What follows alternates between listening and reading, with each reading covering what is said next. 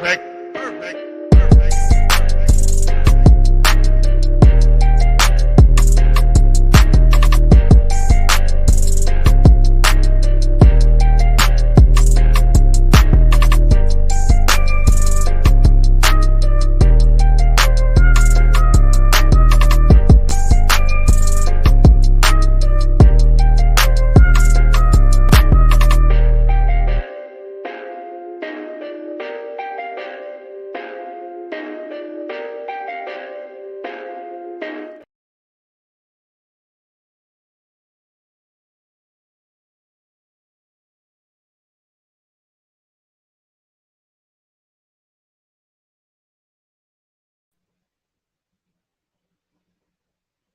All right, everybody, what's going on? And welcome to a live edition of Swag Talk. Of course, this show we cover the swag inside and out, and I'm your tour guide around the swag. See Wells coming at you. And today we're going to continue our Chopping It Up series. Today we have Grambling State commit Blaze Zito in the house. Gonna come on with us in a minute.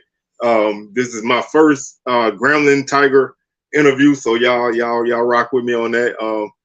I swear it's not because I'm a Jag. I just had to find somebody to get it kicked off. But before we get the show started, y'all make sure y'all hit those socials. Facebook is Swag Talk, Instagram Swag Talk, Twitter Swag Talk 76. If you would like to support the show, we have a Patreon set up, patreon.com/Swag Talk. We have a $3 level and a $5 level. The $3 level allows you access to a members only group chat, and also being able to suggest topics for Swag Talk and Swag Smoke. Also, a $5 level gives you both of those perks. Plus, it also allows you access to a monthly members roundtable on Swag Talk. On Swag Smoke, live on the last Thursday of each month. So make sure you subscribe to the channel. We didn't cross 900 subscribers. That's always a great thing. So thank y'all for subscribing. If you like these kind of videos, we're definitely gonna bring you some more. So make sure you hit that subscription button, hit that notification bell, and like the video. Definitely like the video. And here we go, man. We're gonna welcome in Grambling State Tiger commit Blaze Zito. How are you doing today? I'm doing good. How are you? I'm hanging in there. First and foremost, thank you for stopping by Swag Talk to chop it up with us a little bit. Gonna give you opportunity to let the fans out there know who you are and what you bring to the table. Yes, sir. Thank you for having me. Thank you for no problem. So we're gonna start at the beginning, and we'll kind of just make our way through everything. So let's start at the very beginning. When did you start playing football? Yeah, I started playing football. I was in 6th grade, so I think I was 12. I was just playing Pop Warner. That's when I first started playing football. All right. Who got you started? Who was the one that first, kind of got you started playing football? Yeah, my dad got me started playing football because he was a running back in his day. Back in his glory days, he was a running back. So he wanted me to play football, and he kind of pushed for that. So were you always a lineman when you started playing, or were you a guy that kind of grew into that position? Yeah, I was always a lineman. When you first start playing football, they kind of just put you at O-line, I think, generally. So they kind of just stuck me at O-line because I was kind of bigger than most everybody on the team. But I didn't really know what I was doing at that time on my first year. But yeah, I played O-lineman in Pop Warner, and eventually, as I learned the game, I started to transition to defense more and tight end as well a little bit. All right, so let's kind of jump a little bit to high school. First and foremost, where did you go to high school? Yes, sir. I went to Helix Charter High School here in San Diego. Helix, definitely a powerhouse in San Diego, with people like Reggie Bush and Alex Smith and many more legends that went to Helix. Oh, yeah, that's a heavy weight to carry to play at a school that produces legends, and going to Grambling produces legends. So I guess you're kind of used to playing at a school that has that kind of football pedigree. Definitely. So how was your high school career? My high school career, it was good. You know, I played freshman football, and you know, you play freshman football, and then I went to my sophomore year. There you go. There we go. Now I got the All right. camera working. We got you.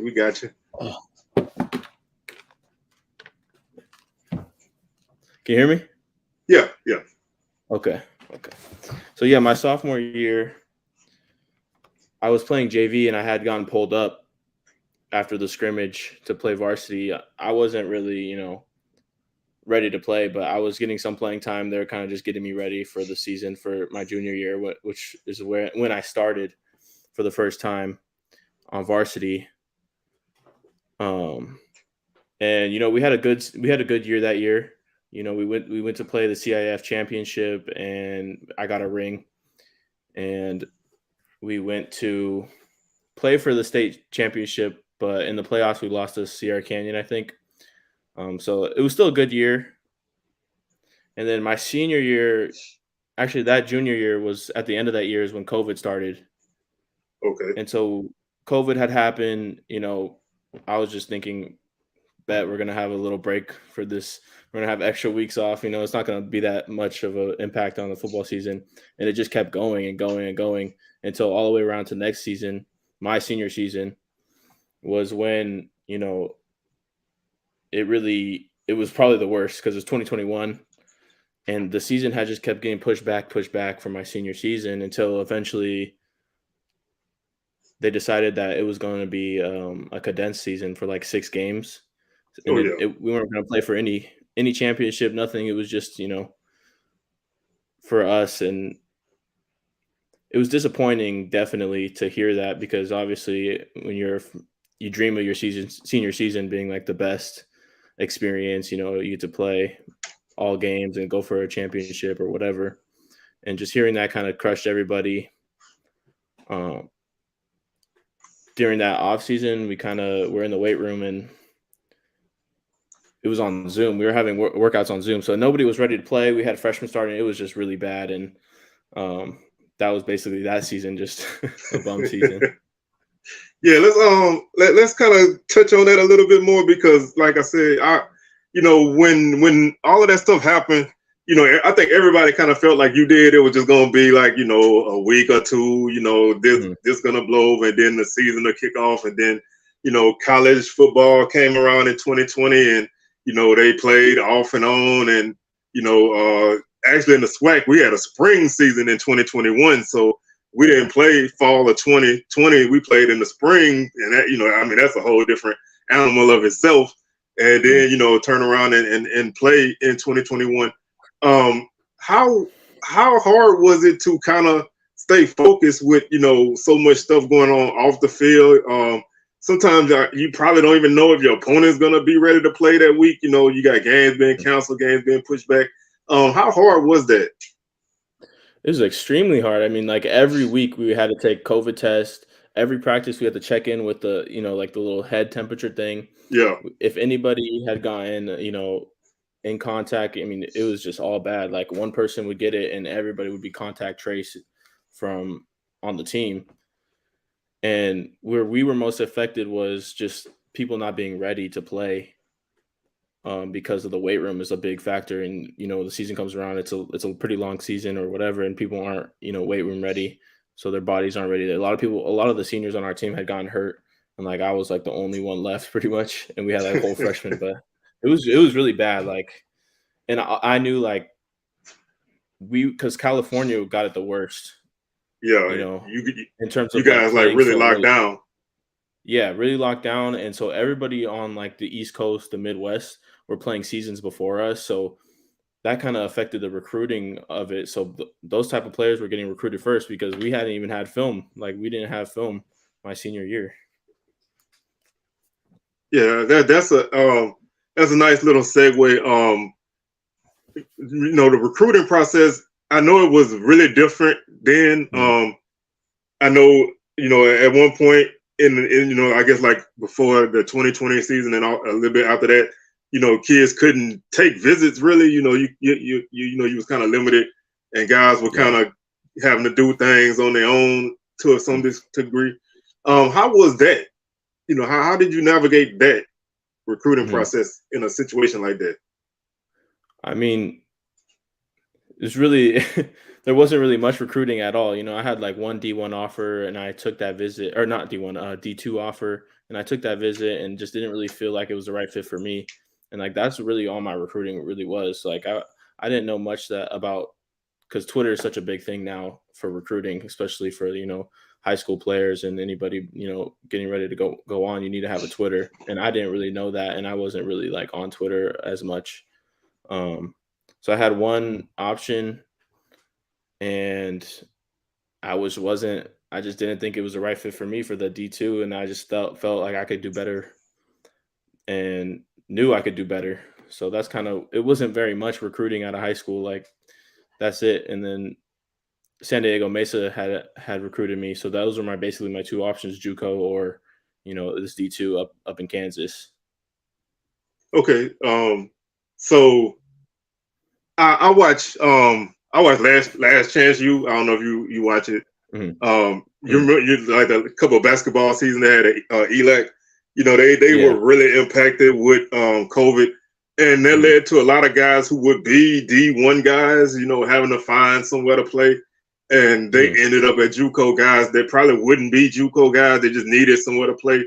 Do you feel like that was kind of your situation? I would say not really, because I still had room to grow, I think, out of high school. I think I needed to be in the weight room a little bit more and just, I had room to grow out of high school. Like I hadn't hit my big body yet. I was kind of skinny. I was like I want to say 235, maybe 235, So I just needed some time to grow and take that, like basically just get that extra film. That's kind of where I was at heading into JUCO. So I've heard a lot of people talk about California JUCOs and how they pretty tough. A lot of people say you got to be a dog to make it through. Through California JUCOs. It's different than other places. Guys don't necessarily have places to stay. It's not. It's just like so is it really like that? Like, is it really like you really have to be dedicated and serious? Like it's a grind. You really have to be a dog to make it out of California JUCO? Yeah, for sure. It's definitely a grind. Like California's JUCO is different from other JUCOs because they don't offer housing. So you pretty much have to go to like a JUCO near you in order, if you like, especially in California because it's so expensive here. Like if you want to go there, you have to have somewhere to stay because they don't have dorms in California JUCO. And just in JUCO in general, it's hard to stay focused because nobody is forcing you to be there. So it's kind of like you're betting on yourself, really. And if you want to make it out, you really have to put in the time because, like I said, nobody is telling you to be at the workouts, at practice, and the coaches aren't really riding you because you're a grown man. So it's like, what are they going to do? Like call your mom? No, like you have to, you have to do it yourself. And so it's really just betting on yourself at JUCO, really.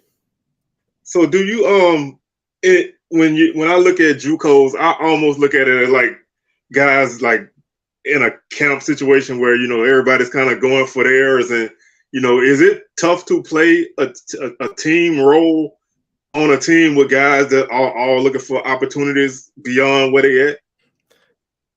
Yeah, you hit it right on the head. Like everybody who's at JUCO is just playing for themselves, pretty much.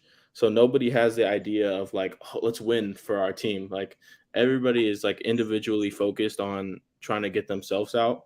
It's very like selfish, but you kind of have to be selfish in JUCO.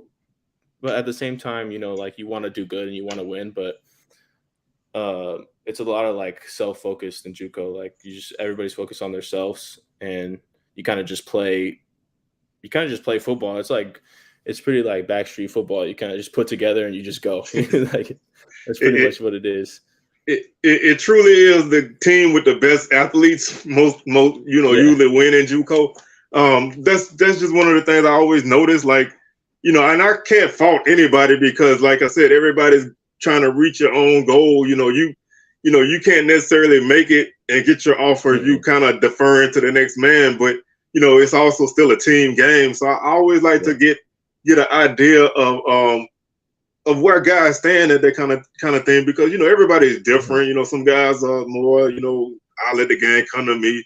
Some guys are like, I'm going to take the bull by the horns, and I'm trying to get 10 offers, before the end of the season, so I can, go Power 5 or whatever, because you got guys who are D1 bounce backs and things like that. So it's a mix, and I just love to pick people's brain when it comes to that kind of thing. So I appreciate you sharing that. So going through junior college, and like I said, you didn't have much of a recruiting process out of high school. Did you have a better opportunity, or were there more schools after you once you got to junior college? Yeah, definitely. Like, I showed that I could play at a higher level, and I just had got my weight room numbers up, my weight up, my skill up as well. And I definitely had more interest, way more interest. And I credit to the Mesa staff, because they're really good on, helping the players, get to that next level. They know that they're not focused on winning games as much. I mean, they are, because they're coaches, but after that process, they focus on getting everybody out. So they're emailing hundreds of coaches every day for everybody, just email blasting everybody. And so I definitely had like more looks out of high school, or out of JUCO, than high school. And it wasn't as much as I wanted personally, because you want a lot of looks, and it was really slow at one point coming out of JUCO because of the transfer portal. Yeah. And the coaches, they're hitting me up, oh, we really want you, but we only have we need to see about this one spot or this one guy. And so I had got UTEP had come to see me, and they told me, oh, we're going to take a guy out of the transfer portal. That happened many times with me, just a bunch of schools saying that they need, they'd rather just take a guy out of the transfer portal and not risk it on a JUCO guy or a high school guy, because that's just what it is now. It's not the same. And so that's what I really struggle with out of JUCO, is just competing with the guys in the portal. Yeah, I actually interviewed a guy the other day, and he was a portal guy. And so, I noticed recently that coaches, it's almost like an extra recruiting level now. You recruit a guy out of high school, you don't get him, you can double back in the portal, and get him, or if you need to plug a hole, you can find a guy. I feel like that's kind of hurting, like you said, traditional recruiting, high school and JUCO. I feel like that's kind of hurting that when coaches are actively looking for guys who don't necessarily have, they don't have film. I mean, I don't want to bash anybody, but a lot of kids coming out of JUCO, all they have is practice film. I mean, not JUCO, out of the portal, all they have is practice film.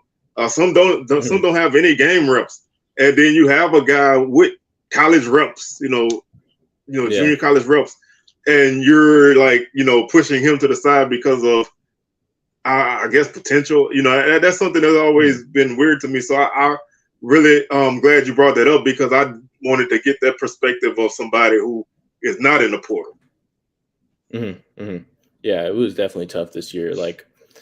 In terms of the portal, they might not want to take a guy from JUCO. They'd rather take a guy, a JUCO guy with, experience at the JUCO level, but they look at it like, oh, we'd rather take a guy from the portal who's, made this D1 team and whatever. But a lot of those guys, not to knock any of them, because I'm sure, there's some guys, some dudes that can play, but why do you think they're leaving? It might not just be them, and my character issues, but that's everywhere. But that's just my take on it. And it was just frustrating for me personally, because I could just see it happening right in front of me. And it was tough to stay patient through that process of waiting till literally the last month to get recruited and to get offers. So that's a kind of little resentment and anger towards that.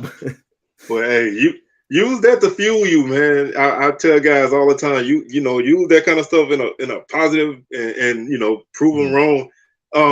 One last thing I just wanted to touch on when you brought up the portal. I think it's really messed up that now they act, coaches are flat out telling kids, we want you, but we ain't gonna mess with you because this guy's a shiny new toy. that Yeah. didn't play anywhere. Like you said, guys leave for a reason. And I prefer a guy who I know can play, who I've seen play, and not the potential, because you just know, I mean, sometimes it works, sometimes it doesn't. Recruiting's a crapshoot as a whole, but kind of jumping from that, Grambling. Now I'm a Southern Jaguar. I'm your rival, so this is hard for me. It's all love, but what was it about Grambling that drew you to them? I mean, man, it was everything since day one. It was the fans, hitting me up, you know, just as soon as I got the offer, the fans were hitting me up and being like, "Oh, congratulations, we really want you." So I just felt that love from the beginning. And when I took my visit, one of the things that was most important to me when making my decision to go somewhere, because I had other offers, but one of my factors that was important to me was just the connection with the coaches, and being somewhere that I'm going to be supported no matter what happens. If, like, with football and with life, like, being surrounded by that family atmosphere and that coaching staff that's going to support me and make me better, not only as a football player but as a man. Like, that's really, since day one, since I took my visit, that's what I felt. you know the people were extremely nice to me, not even the football players. Just like, I was just walking around, people were saying hi, and like, that just doesn't happen in California. Like, Oh yes, nobody comes up to me like, "Hey, how you doing?" So it's it a was like different world in a the real South. shock. Yeah, it was definitely a shock. Like, and I just felt like in my gut that it was a good spot for me and that I'm gonna succeed here. So that was So kind of on my the foot, decision. oh, go ahead. On the football side of things, was it like a vision that Coach Jackson kind of pitched to you, or was it just like, we're gonna develop you, in all aspects, on the field and off? Was it anything specific that they said to you that kind of swayed you from, maybe looking elsewhere? No, they didn't. They just kept it real with me. Like, they were 100% honest with me. I didn't smell it. I didn't like see or feel any like fakeness or any type. And that's what I really appreciate out of coaches. I don't like coaches who are like gonna sell me something that's not real. You know. So I kind of just it just felt authentic. It felt like they wanted me for real. They weren't just trying to get me just as an extra guy, but really to fit in with the team. And they didn't try to like sell me on nothing or tell me. They just showed me around campus, showed me everything that they had to offer, and I just made a decision off of that. But I like that, because recruiting can be nasty, man. Mhm. Recruiting is nasty work. I compare recruiting to dating. You when you're dating, or you want to date somebody, you tell them, the best thing, the best version of yourself, but that ain't Yeah, always who you are. They exactly. don't find that out until after y'all been together for a while. They find out that you leave your clothes all over the place and things like that. But recruiting coaches tell you, oh, you're our guy. We need you. You're the piece we missing, and then you get there and you're sixth on the depth chart, and they don't care anymore. Yeah. So I do think it's important that coaches, like you said, they keep it real with you. They tell you, Mhm. what they tell you the real. They don't sugarcoat, and I think more guys are receptive to that, and I like what Grambling is building this season. Last Mhm. season was kind of tough for them, but I do think they're building pretty well, and the defense seems to be growing pretty well. Was there anything, like, as far as their schemes and things, that stood out to you? Yeah, I definitely, they showed me some what they run. Um, Coach Thornton was like walking me through the film and stuff, and I just could tell. I mean, I've run their defense before. It's just different wording and everything that I'm gonna have to get used to. But a lot of line movements, which is good for me. A four down look, so allows one-on-one pass rush opportunities. The end drops back sometimes. Like, there's a lot of options for me to do well in their defense, and I saw that. And you know, the football stuff is like, it's always going to be football. But what was most important to me was just how I'm going to fit in, at this spot, going from California to, this new area where I've never been, and just feeling welcome. So that's kind of was like I wasn't really too worried about the football because I'm always going to be, football is always you can always adapt to whatever the people run, So that's kind of Yeah, that's a great point because football, is football. The field's always, in college football, the field's always the same length and width. It's always 11 guys on the field.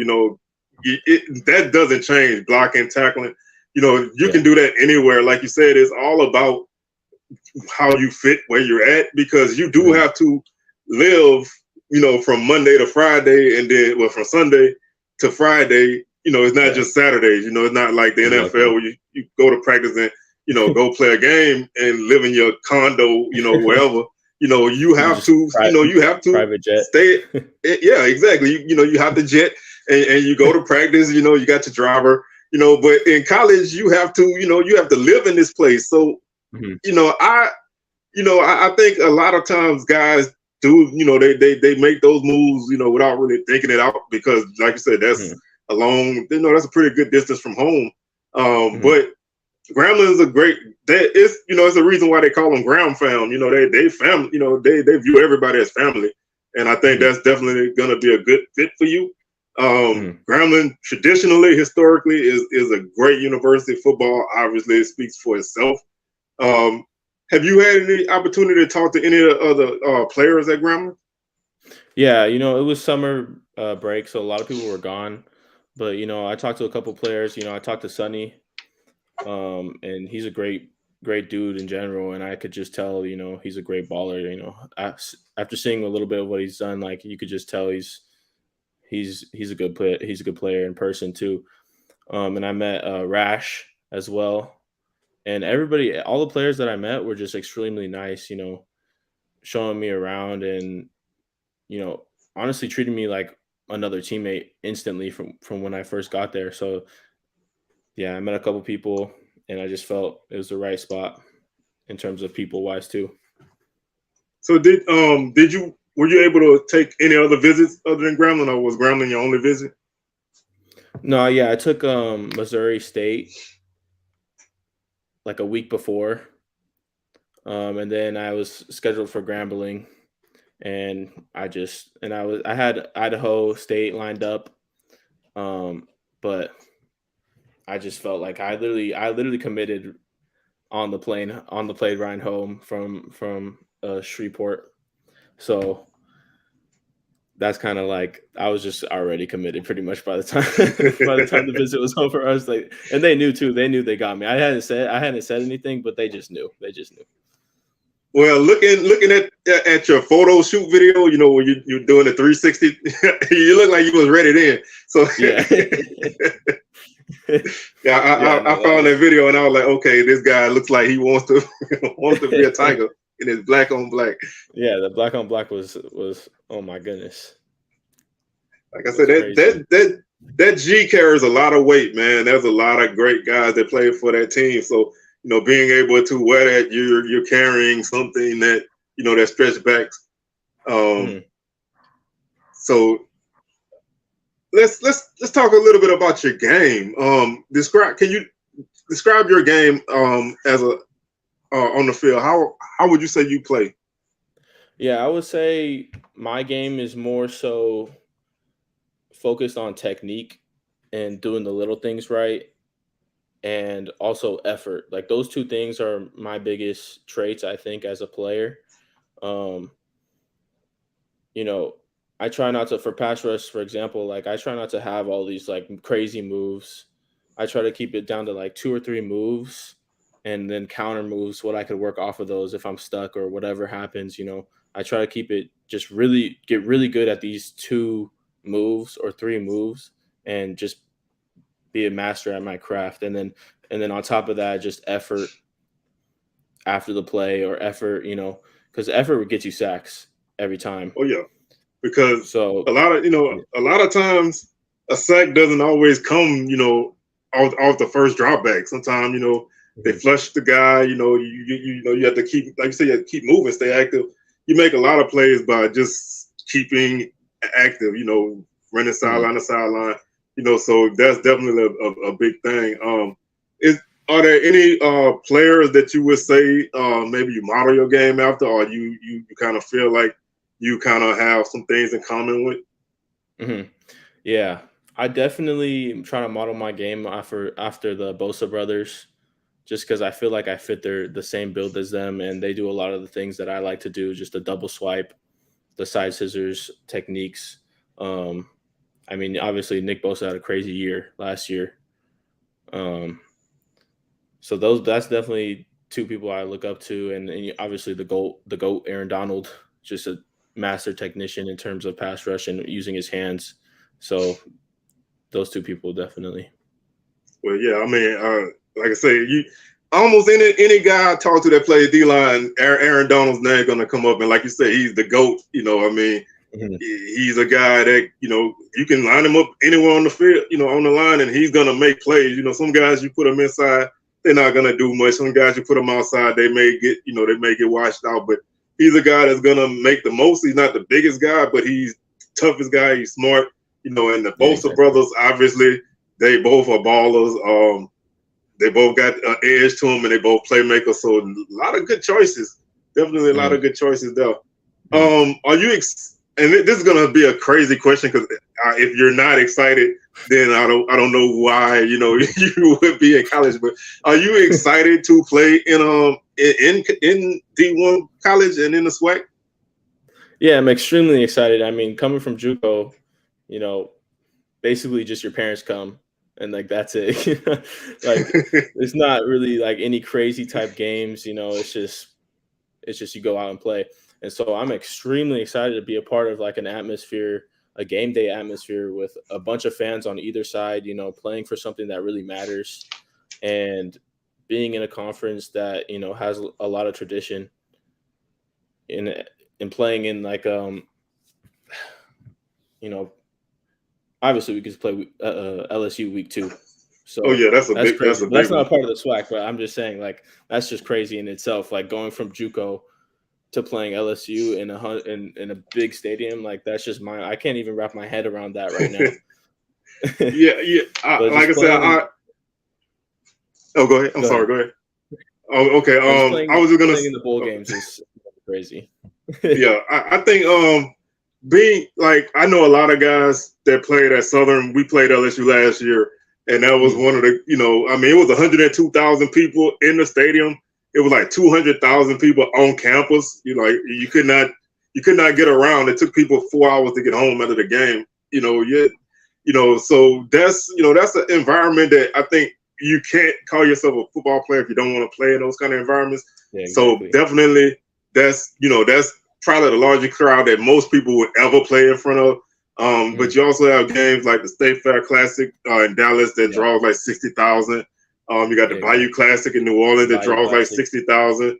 You got Homecoming at Grambling that's gonna sell out.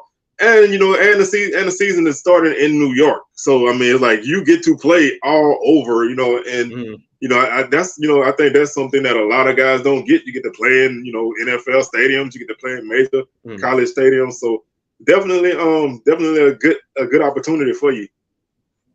Definitely, definitely. Yeah, those games are going to be exciting.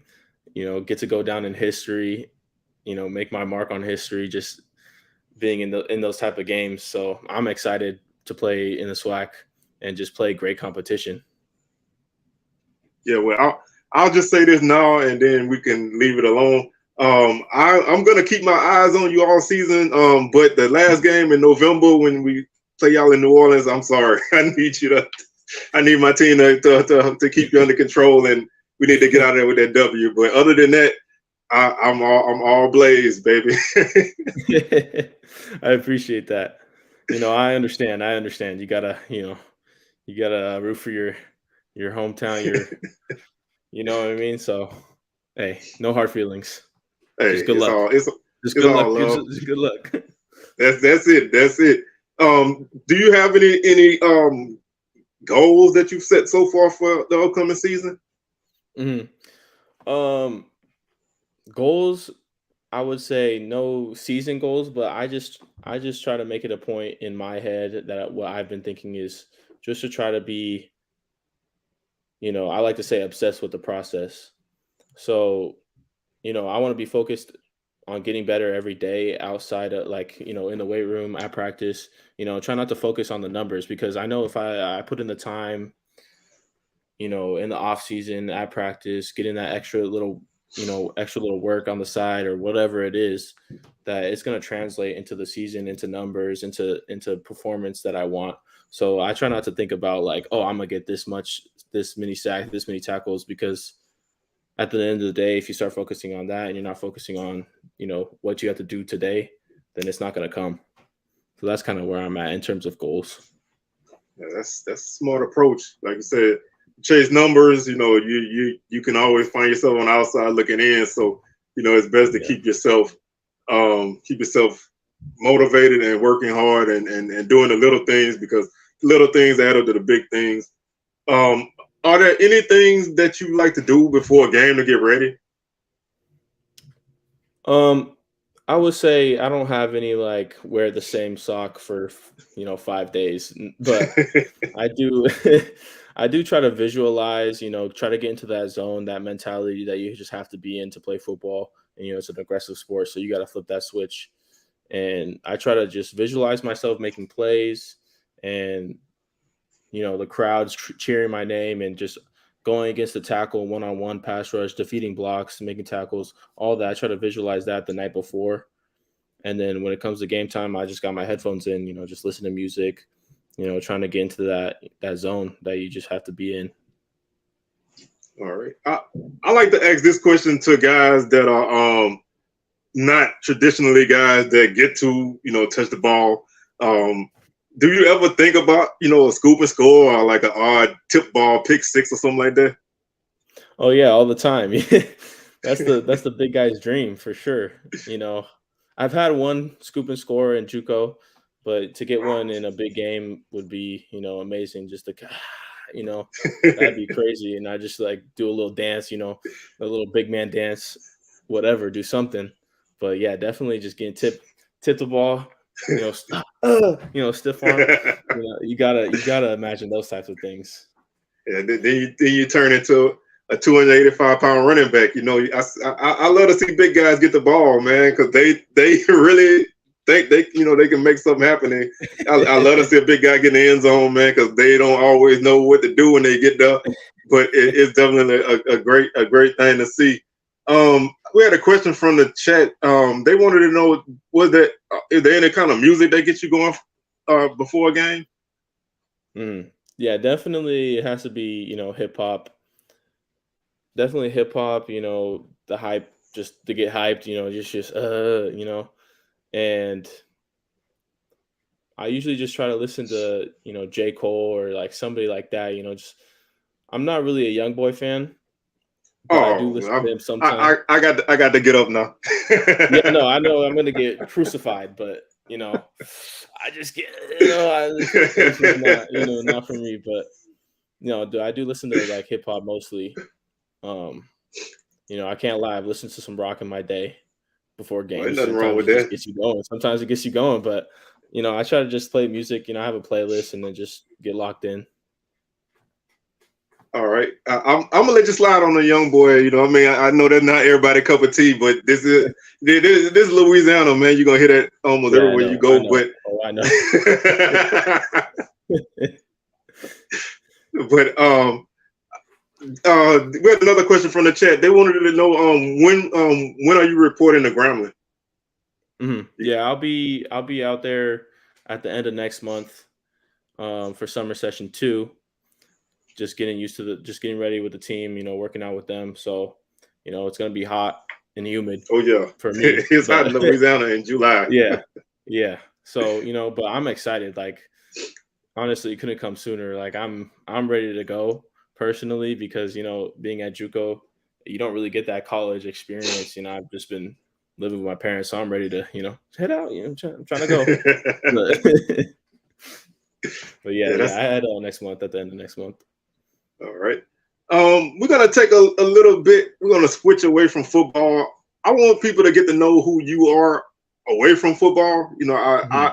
I personally love the football stuff, but I know a lot of people like to know, who this guy is, because like I always say, when you play football, you wear a helmet. The stands are far away. People don't necessarily know, who what you look like sometimes and who you are. So I like to, give you that shine as a complete person. So let's find out, what is Blaze Zito like away from the football field? Mm-hmm. I'm a very chill guy. Like I'm laid back, I'd say. I'm not going out and partying. Like I'm like kind of a homebody type of person. So, I like to, stay home, play games, watch a movie. You know, I love going to movies. Like me and my girlfriend, we love going to the movies and like being like movie critics. So that's kind of my thing and our thing. So yeah, just basically movies and video games. Anytime I get to relax, it's just my time. Like just leave me alone pretty much. I So understand. that's kind of And you go ahead.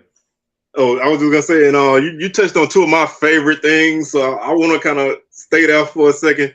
Movies. What was the last movie that you saw? Dang. We went and saw Little Mermaid. Um, the new one. That was the last Did movie. There hasn't did been she make really you any go? great movies. She made me go, but I wasn't too upset. I've never seen the original, so I was just like, the music was pretty good, but she was kind of upset. She was kind of upset that it wasn't as good as she thought it was going to be. But I was just having fun, I just chilling. understand. I have a wife that I have to see those kind of movies, so I'm used to it. Mhm. But what kind of movies do you like? If you were to pick up something to watch or hit Netflix or whatever, Mhm. what kind of movies do you like to watch? I would say my favorite movies are just comedy movies or just action. Like, I mean, I'm starting to get tired of the superhero movies that have been coming out. It's kind of like every other month is a superhero movie, but I like superheroes, but it's kind of getting tiring of the superheroes. But yeah, I'd say like I mostly majority like to watch comedies. Um, Recently I've been, I don't know if you seen the I lied. That's not Little Mermaid wasn't the last movie I seen. The last movie I seen was The Last Dragon, the kung fu movie. Oh, that's a classic, man. That's a classic. Yeah, and it was hilarious. So I've been kind of like, dang, I want to watch some more, old kung fu movies, and yeah, that's kind of where I'm at right now in terms of movies. Well, like I said, I watch pretty much anything that's on. Sometimes the weirder the better for me. I just Mm. watch whatever. But video games. What do you play? Do you know Apex Legends? Yeah. Yeah, I play Apex, but recently I picked up Madden again. I haven't played Madden since I think like 2016. So Oof. I picked up You, Madden. you, Yeah. I don't know what's going on. I'm just playing face of the franchise right now.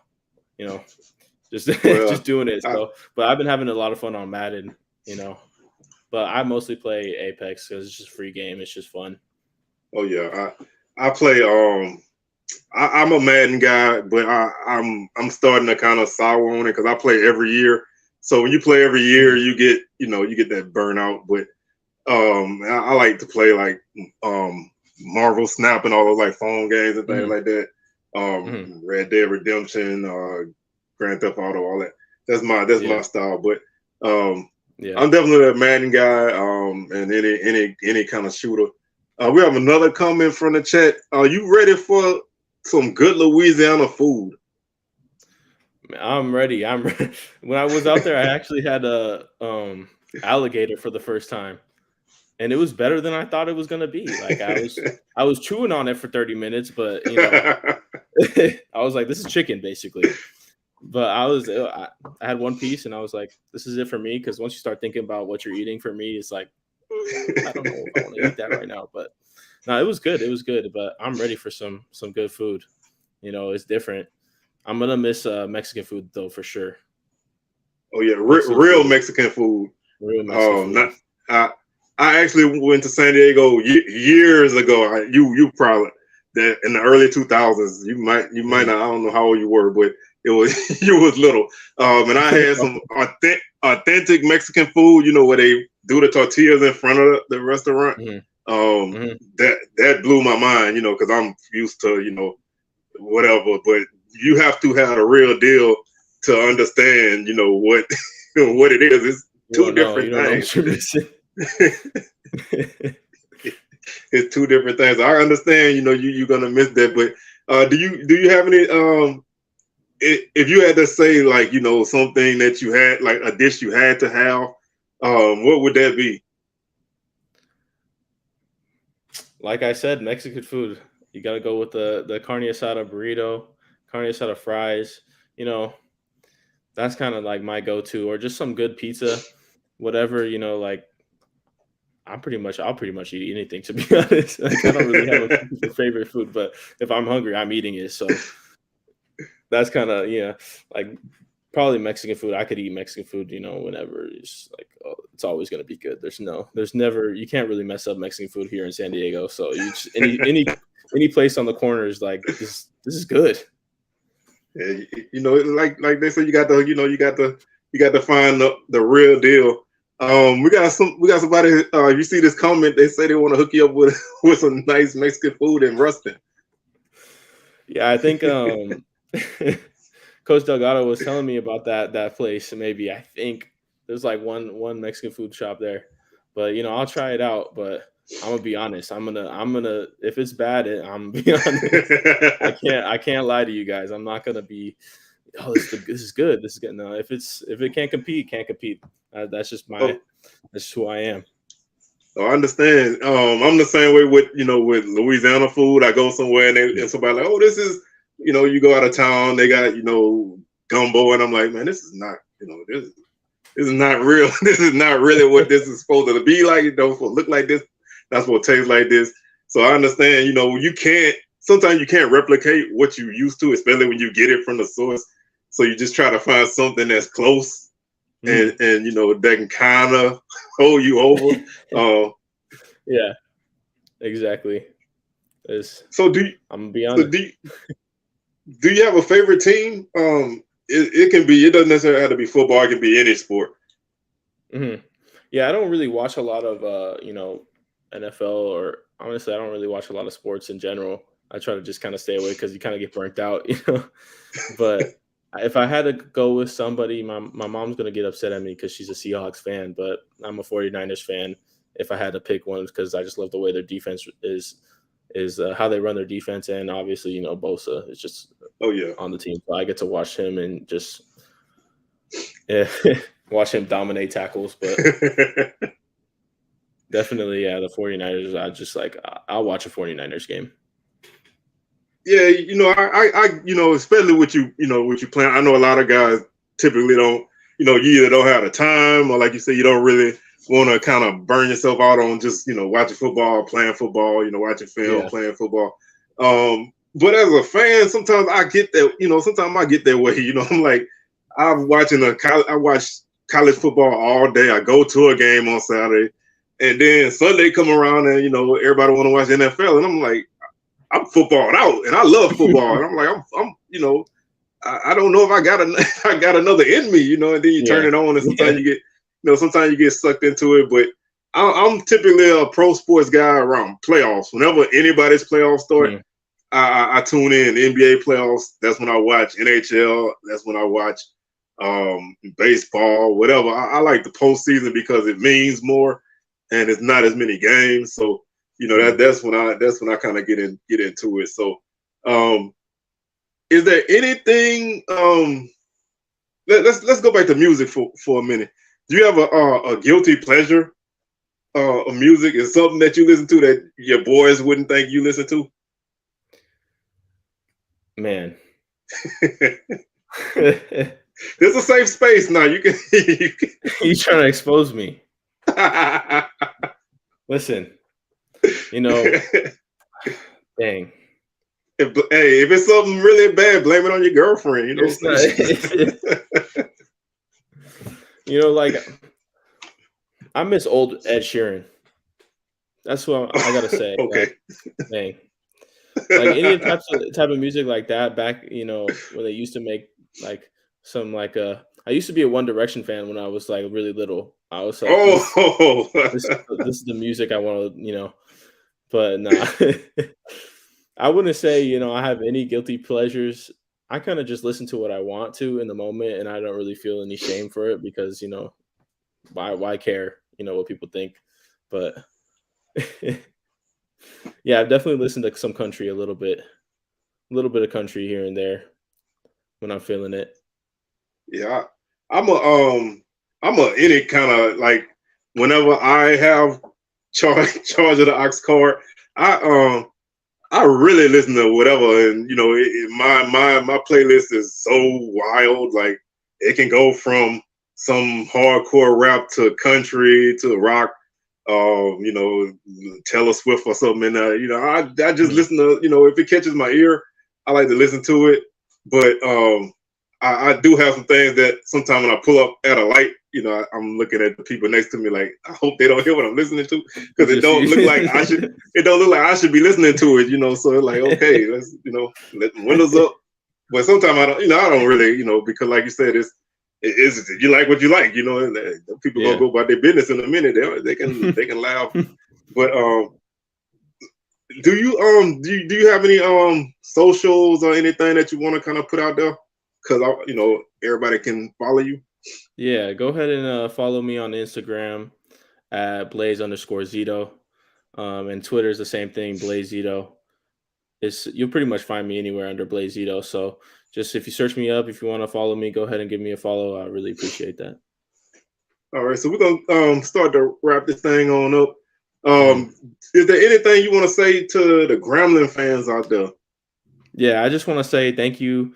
Like I said, since day one, they were showing me love, and I just want to say thank you for supporting me and blowing up my feed on Twitter. It was crazy, and DMing my mom saying, "Oh, congratulations, blah, blah, blah." Like it was crazy, and like I really appreciate that type of love that I feel the family atmosphere, and I just want to say thank you for everybody who supported me during that time, and I hope you still support me, and I hear my name getting yelled in the stands.